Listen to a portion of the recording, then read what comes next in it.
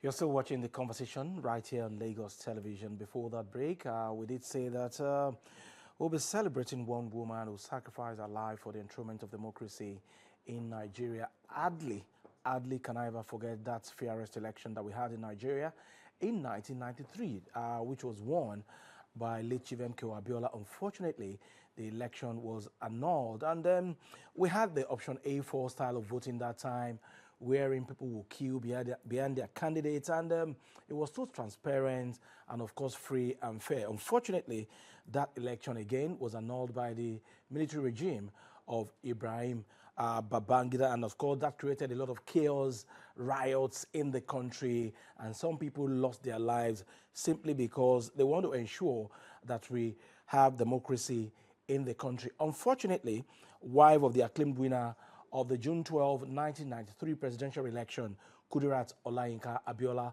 was murdered in broad daylight at the age of 44, very close to us here in Agidigbi. So this morning, we'll be remembering Nigeria's heroine of democracy. Of course, Kudirat Abiola is the one we are focusing on the program this morning.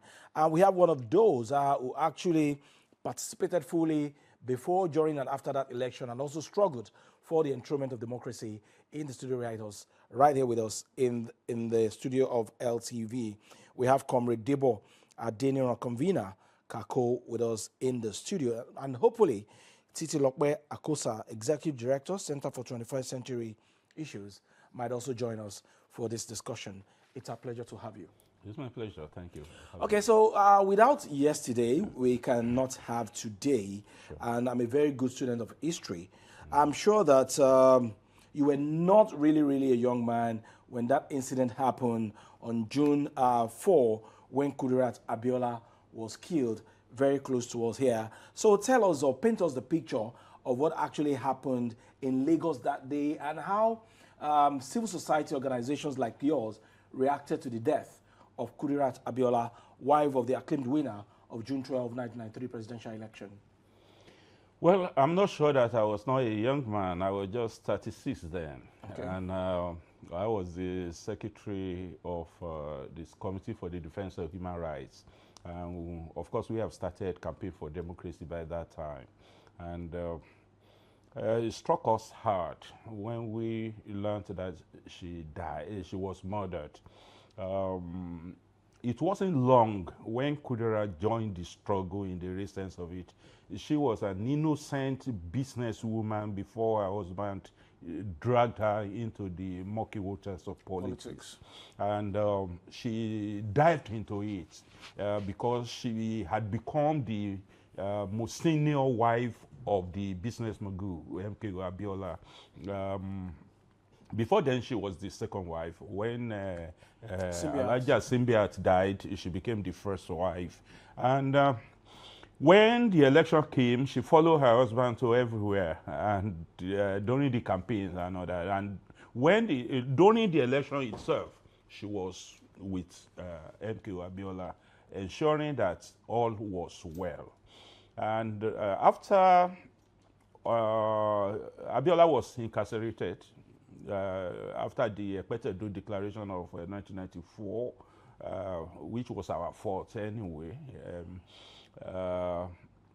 she was pained that her husband was arrested. But Abiola didn't just came back to Nigeria because she left after some time because all of the other politicians that were in the same party with him had chickened out. They have found solace in the ING, Interim National Government? No, even before then, they were associating with the same forces, yes, that annulled the election. That annulled the election. So when the ING came, of course, we didn't trust ING. And you don't forget that Justice Dolapo Akinsoye actually declared that ING illegal. So, but many of them were scrambling for position, even under ING before Abacha came. So they left Kudirat to the struggle. So the Kudirat now was left alone. Abiola himself didn't want to come back because he left for South Africa, England, and all of that, well, discussing with the world about what had happened. So Gani Fayemi had to be sent to him that he should come back to Nigeria. Eventually he came. Maybe it was a mistake that he came because we thought that we had capacity to shield him, after the Epetedo declaration, from arrest. Kudirat was also there. Now, when he was arrested, there was little we could do, in the face of barrels of guns that were pointing at everybody. Now, he was in jail. Kudirat was left with us. So it was Kudirat that was shuttling, between Abiola's detention center and Lagos and everywhere. That day, she was on her way. The day she was murdered, she was on her way towards Carrington Crescent, U.S. The embassy. American embassy. Yeah, the American embassy.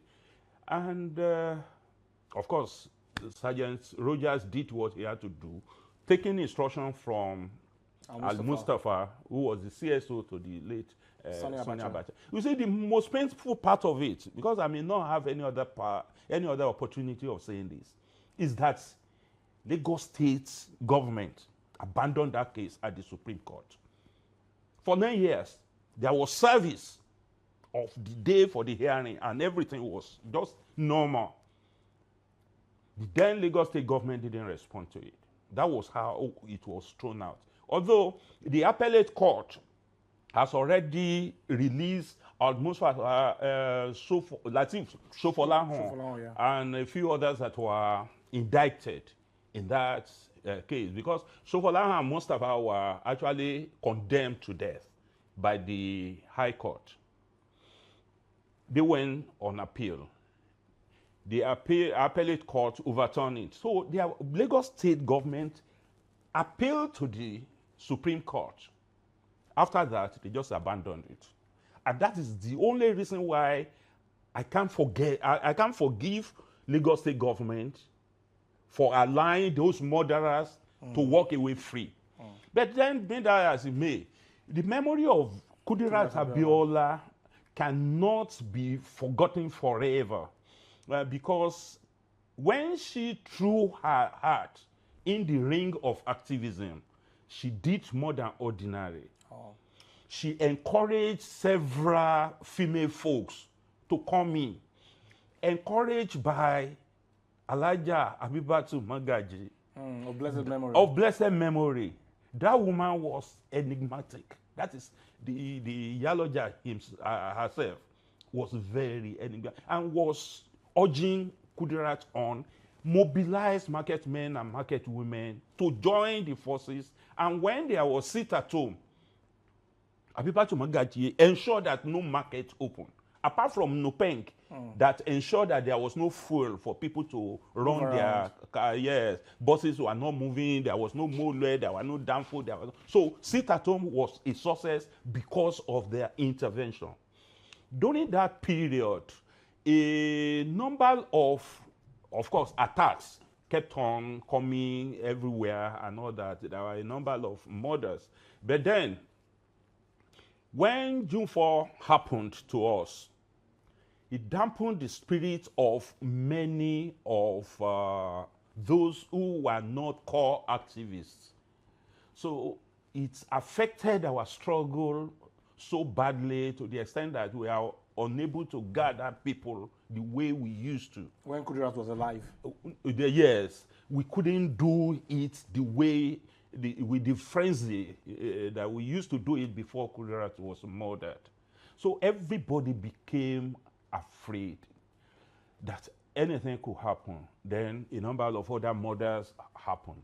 So basically, Kudirat will always be remembered as another heroine of democracy. Okay. Including those who assisted her to succeed to the extent that she was. And when the news got to Abiola, in prison, Abiola was half dead. Because this was a woman who constituted the backbone of Abiola's struggle. Of the struggle, yeah. Yes, although Abiola had made up his mind that he was going to sustain his own struggle until the election was revalidated, but then the worst happened under Abacha. Well, maybe we tell the story at another point. Okay, so looking at Kudirat Abiola at that particular time, what do you think was the driving force or the propelling factor pushing her to actually actualize the dream of MKO? One is farewell to poverty slogan. She was a successful businesswoman, importing pharmaceuticals and all that, and even fabrics and the rest of it. But when her husband committed class suicide, she did the same thing. They removed themselves from the oppressive class and came to the level of the masses. Don't forget that the husband started what we call reparations. That reparations movement, she was part of it. But at that time, we had not joined forces with him. Okay. Because he had been accused earlier that he was working with CIA and the military. And as a matter of fact, you guys will say that June 12 election was free, fair, and all that. It wasn't as much as that. Okay, I'm sure you still have so much to tell us concerning what was pushing Kudirat Abiola to actually fight for the enthronement of democracy and, of course, the June 12 presidential election. We'll be taking a very short break at this moment. I did say earlier that Titi Lokbe Akosa, Executive Director, Center for 21st Century Issues, will be joining us on the program as well. She's right here in the studio, but we must take a break at this moment to accommodate Titi Lokbe. We'll be right back.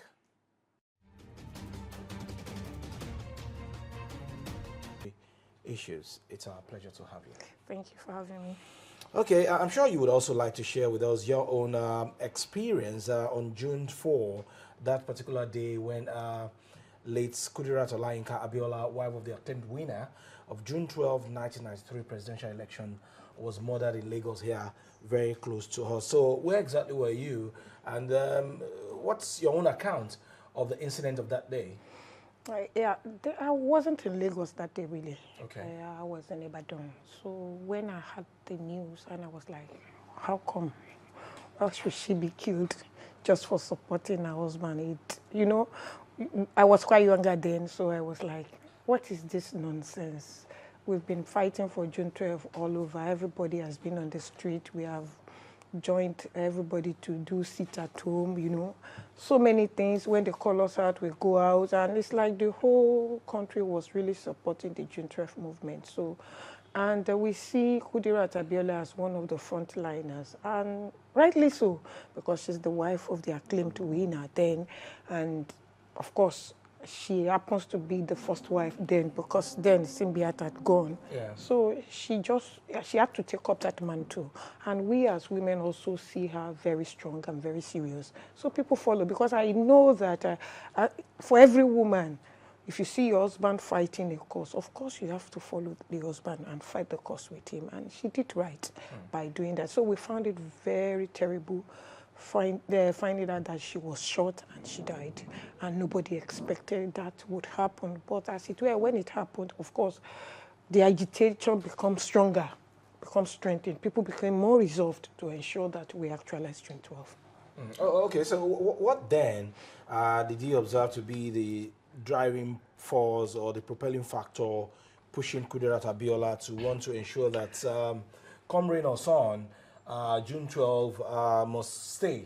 See, you are the wife of the acclaimed winner, and you see the whole country rising up to support your husband. There's nothing you can do except to also support. And she also believed in that cause. And if she doesn't believe in that cause, she wouldn't go all the way out and at the end of the day sacrifice her life for it. She actually believed in it. Even during the campaigns, she also was there campaigning with him. If you remember what my comrade said, he said that the issue of farewell to poverty was something that could inspire everybody to actually join forces with them. Yeah, to ensure that we see a good government that wants to change Nigeria for the better. Okay, so Debo, you were sharing what you observed about Kudirat Abiola, and of course how our struggle actually produced some other women who have today, of course, contributed their own quota to the sustenance of democracy in Nigeria. Yes, I believe that there are a number of other women that joined the struggle because of her involvement. Like I told you, with the cooperation of the then Iyaloja General, you know, she was able to inspire more women to follow suit in the struggle. Then, when you look at people like Joe Keodumaki, I mean,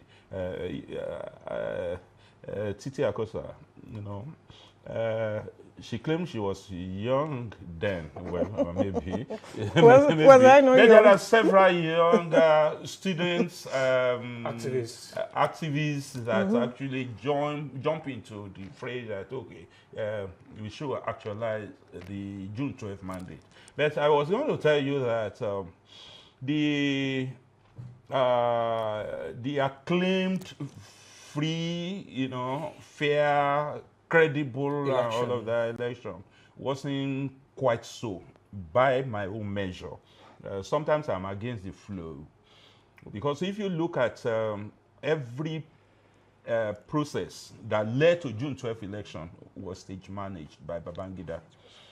Pairing an Abiola that was an indiscriminate philanthropist with an obscure Tofa. Not many people heard of Tofa before that election, when election was coming. But don't forget that several politicians who wanted to contest election had been earlier banned. That was anti-democratic practice. Several associations that wanted to, about 23 of them, that were struggling to get registration to transmute to political parties were also banned. Then government set up political parties. SDP, NRC. SDP, NRC, a little to the left, a little to the right. That was also anti-democratic. Now, if the process was, was laid on anti-democratic pedestals, it means that the substructure was faulty. And we shouldn't expect anything. That was why Campaign for Democracy continued that time, even during the election. We said people should not vote. But the military kind of got their way. You know, when they introduced this option A4, they actually had several options before the panel settled for option A4. And of course, they have to look at you face to face. You kill behind your candidate or his picture. Okay, that was also not democratic, because the right to privacy had been jeopardized, and somebody could attack the other person that failed to vote for them. Is that not the semblance of the indirect primary that we are having now? Indirect, their candidates. Look, they are adopting it because it suits their purpose. Yeah. They want to know who voted for them because they know where to meet, maybe before or after the election. So that is the reason why we don't have true democracy in Nigeria up to the present moment. What we have is just a semblance of, you can call it civilian rule. It doesn't matter that Bola Tinubu was part of the pro-democratic movement in those days. He actually contributed enormously to it. I have just mentioned his mother. His mother started a pro-democracy activism before Bola himself. He was actually the mother who introduced him into activism. Then he spent so much. He even sold his property. And at some point he left the country. Yeah. Yes, those who left the country, he sponsored some of them, both abroad and their family back at home. Then he resuscitated businesses that died during that period of comrades who participated in that struggle. There's a giant newspaper that was brought under the jackboot of the military. he did everything possible to resuscitate it. So, but then, I am telling you that, yes, Abiola has committed class suicide. Abiola was a victim of that period. I mean, the old shenanigan. But he tried to extricate himself by farewell to poverty slogan, Hope 93, if you remember. Now, Nigerians believed him. That's why they decided to vote for him. Apart from the fact that he was popular by so many things he had done earlier. But they believed in him that if this gentleman became the president, there will be a new lease of life. There will be abundance for them. That's why they came out. The military didn't mean that Abiola will become the president ab initio. They thought that he will win the election, then hand over back to the military president then. Ibrahim Babangida. But when the military president saw that the way Abiola was going, he was not going to... In fact, he didn't listen to him. That was when June 23rd came.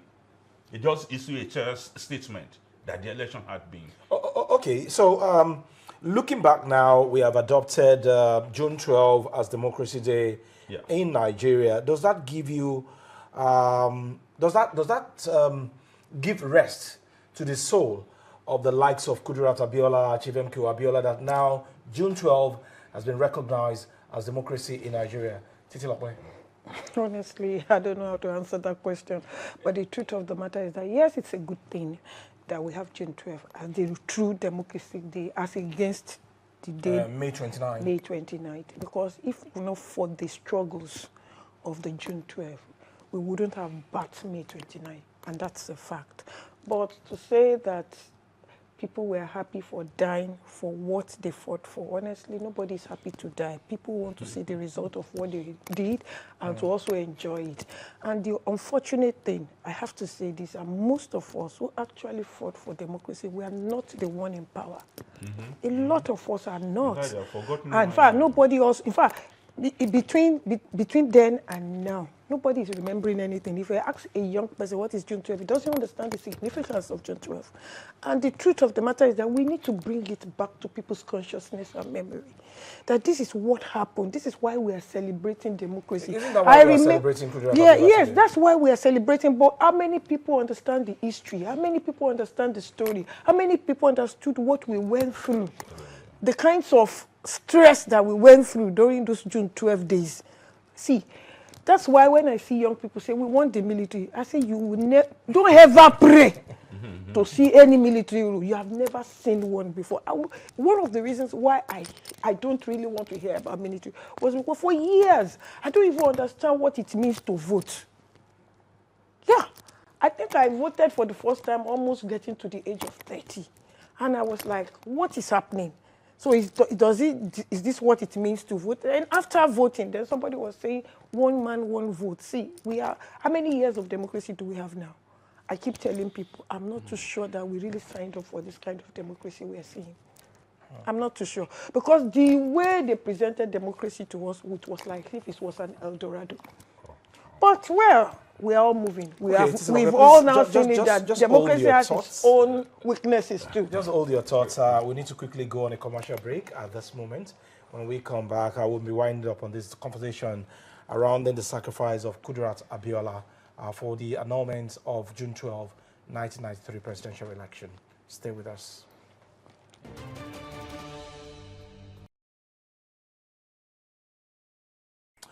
All right, you're still watching the conversation on Lagos television. Before that break, Titi, you were actually telling us that the kind of democracy that we have now, it is not actually what you would have expected it to be. Yeah. A lot of us didn't have that experience. The experience we had was military rule.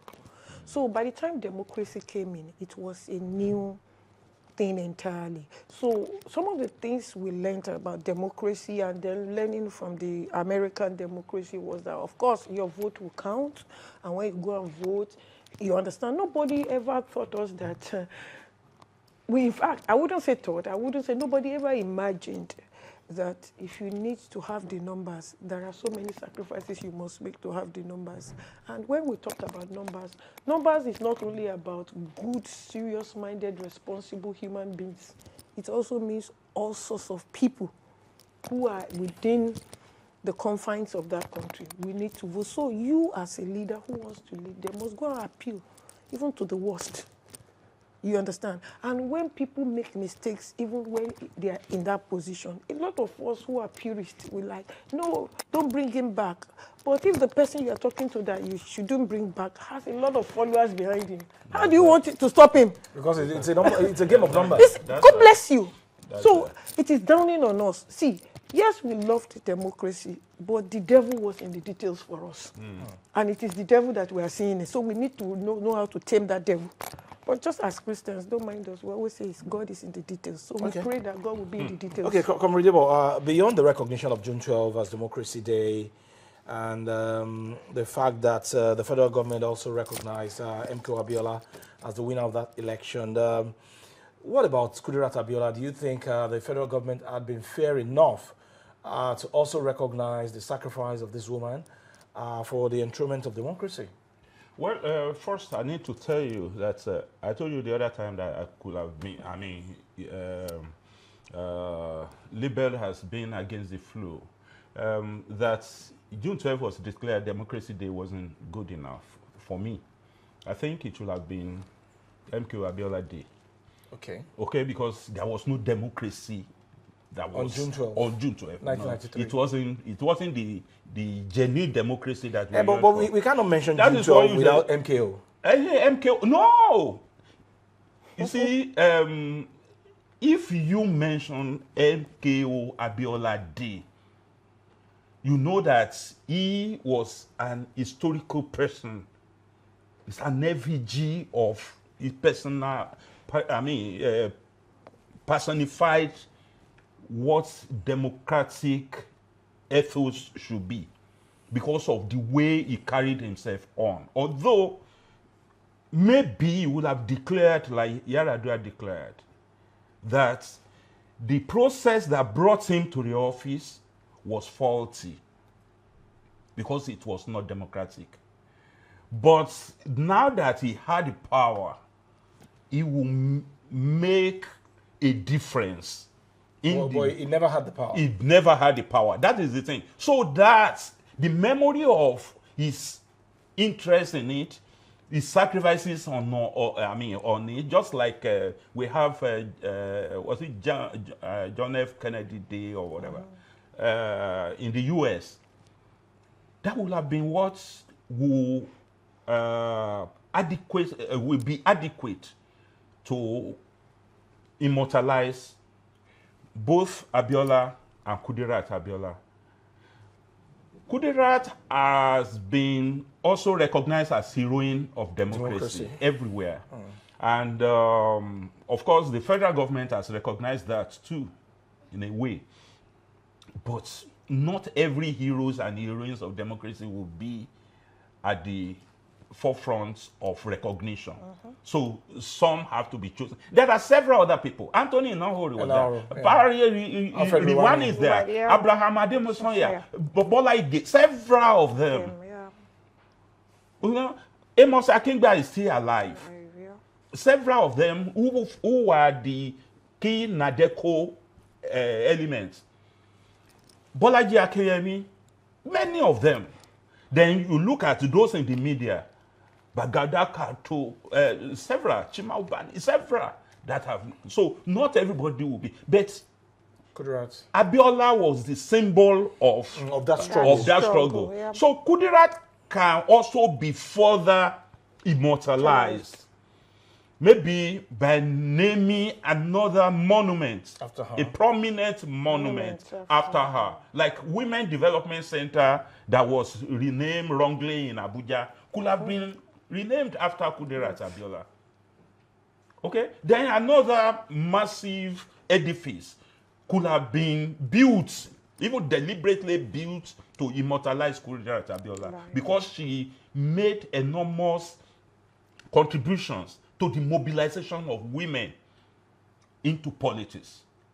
Then there are so many aspects of it, but that is not what is Are you pleased with what we have right there at 7-Up? the Kudirat. cenotaph. Of course, that's the beginning of the immortalization. Could it have been bigger or better? No, the thing that, of course, that's location couldn't have taken something bigger than that. That's why I'm saying that another bigger edifice could have been put in place to immortalize Kudirat Abiola. Then, to compensate for the abandonment of the case At the Supreme Court. At the Supreme Court by the Lagos State, I don't know why that happened. They should, Lagos State government should institute a foundation or a trust fund that, because Kudi also sponsored a number of what do you call them? Indigent students. Okay, so a trust foundation could have been for maybe expectant mothers or students or whatever to immortalize her. A mother and child hospital could have been constructed, or a school. That is, because I don't want to continue to discriminate. But we have Kudirat Abiola way. That has been there. That's been there. I should died before that was named. No, that wasn't in. That wasn't in. Okay. It was still by the same Bola Tinubu and all that. So most of this immortalization has been carried out by Bola Tinubu. Yeah, and by his influence. Even the national honors that were bestowed on the activists was done by Bola Tinubu. So if anybody says that, why did you support Bola Tinubu? I will ask them, what has any other candidate done before? For democracy. To justify my interest in them for democracy. And what are they doing presently? Okay. All right, for somebody like Kudirat Abiola, then she fought tooth and nail for the enthronement of democracy in Nigeria. For those women who are in active politics today, what are those vital lessons, vital elements of leadership that you feel they should take away from Kudirat Abiola? I think one of the most important things they need to take away from it is they need to be very resilient. You see, for women to be in politics, it's something that people dread. A lot of women dread it because of so many negatives. You understand? They'll tell you they have meetings in the night, they do this. See, the truth of the matter is that if you really want to stay true to actually do politics, then do it. You must be ready for whatever they're asking for, and then be ready to make sure that you are there when decisions are being made. You see, I wouldn't say we women always want to like free things, really. But the reason why I wouldn't say so, it's really because for years we have been sidetracked. And for somebody who has been sidetracked, who does not know much about the rules of the game, it will take them time to match up with the men. So that's why we're asking for affirmative action. It's not that we think that we wanted free thing. No, we wanted an affirmative action to make us level up. And when we level up, we can continue. So some of these things for us women is that we are finding ourselves in a new terrain. We are trying to start to negotiate with men who already have been there. And you know, somebody who has power will not want to relinquish it easily like that. Just like our president says that power is not a la carte. So we are increasingly, we are increasingly understanding that it is not a la carte. You have to fight for it. You have to be part of the decision. You have to know what is happening. You have to move with the flow. And I will give you some example. Recently, you saw the way the deputy governorship candidate came up for APC. Why?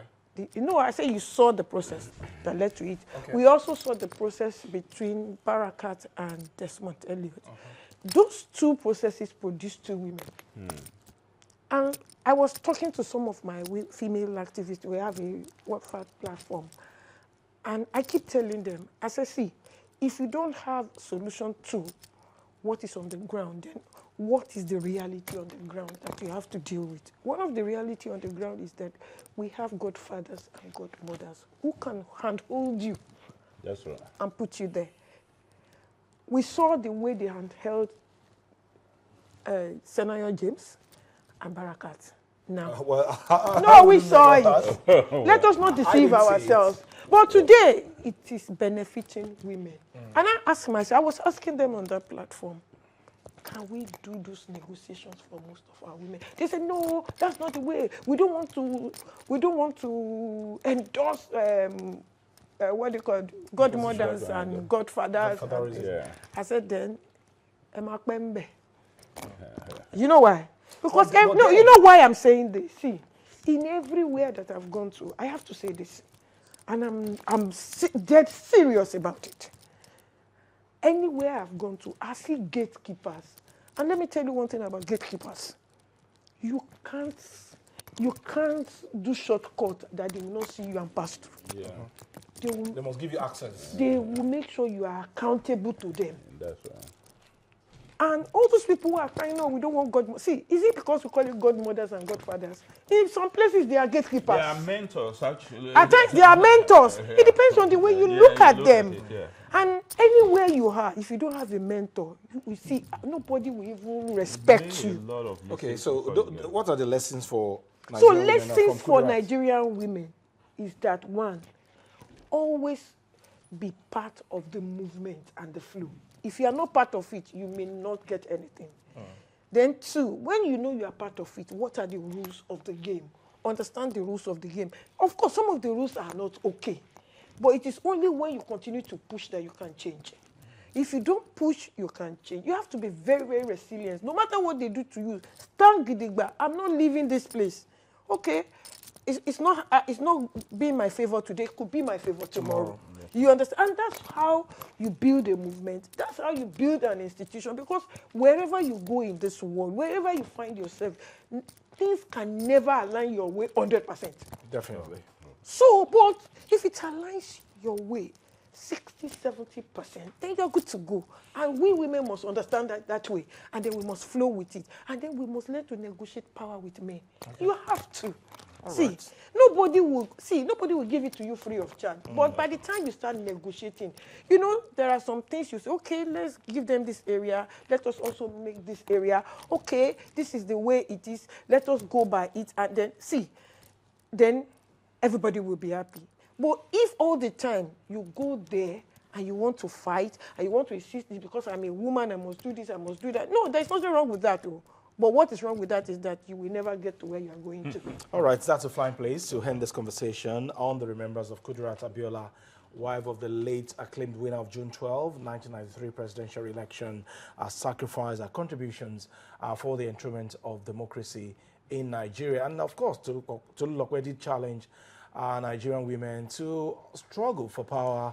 And of course, they should not expect that power will be served a la carte to them. We pray that God will continue to repose the soul of late Kudirat Abiola for our sacrifice for what we are enjoying in Nigeria today, which is democracy.